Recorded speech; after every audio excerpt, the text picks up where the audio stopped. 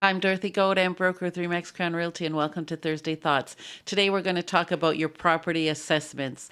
Many people are in the belief that your assessment is market value, and it is certainly is not. Right now, your assessment is based on 2016 market value, and we all know that since 2016, property values have actually gone up 42%. So if I look at your assessment today, it is nowhere near what your market value is in today's market.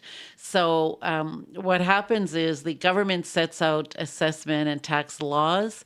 MPAC does the assessments go to the municipality, and the municipality decides what kind of income do they require to run their services. And through that, they create the mill rate, the rate that every person is going to pay, and the mill rate is multiplied by their assessment, and that's how you get your taxes. Um, it The assessments are really weird. I remember, my dad's assessments coming in, and they were quite high, and I recognized that they were higher than actually they should have been. But he came here after the war with nothing, and he was very proud of what he had, so he didn't think to challenge the assessment. And you certainly can challenge your assessments.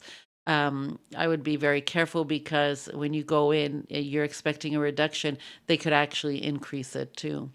So assessments are based on five major factors. One is location, one is age, and your age that you're built may be very different from your effective age. So if you were built 50 years ago, but you've done extensive renovations inside and outside, and changed some of the plumbing and all the major things of a house, your effective age will be much younger than your actual age.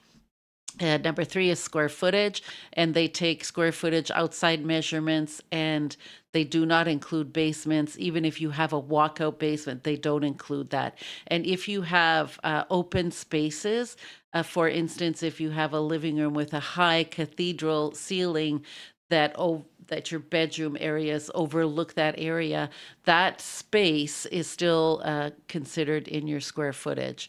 They look at lot dimension, and then they look at quality of construction. And those five major factors make up about 85% of your assessment.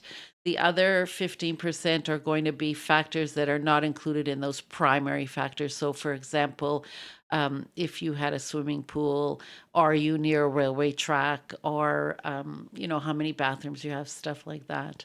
So you can see that assessment, it's not a perfect science. People right now are concerned that, with the rise in average sale price, as I said, from 2016, our average sale price has increased by 42%. When the government decides that MPAC is going to do assessments again, for sure, everybody's assessment value will go up. That doesn't necessarily mean that your property tax will go up. It is relative to the average change. So if the average change is, let's say, 50% increase in market value, your house may not necessarily be increased by 50%, or you may have increased more than 50%. And that's where you're going to see, if your average market value has changed more than that 50%, then probably your income tax, not your income tax, but your property tax will go up. So when we're not sure when the government is going to do a reassessment, but as I say, every year, the municipalities have to generate so much money, and they create the mill rate, and then look at the assessment. So once the assessments go up, as they will, the municipalities will adjust their mill rate, because they only need so much money from everyone.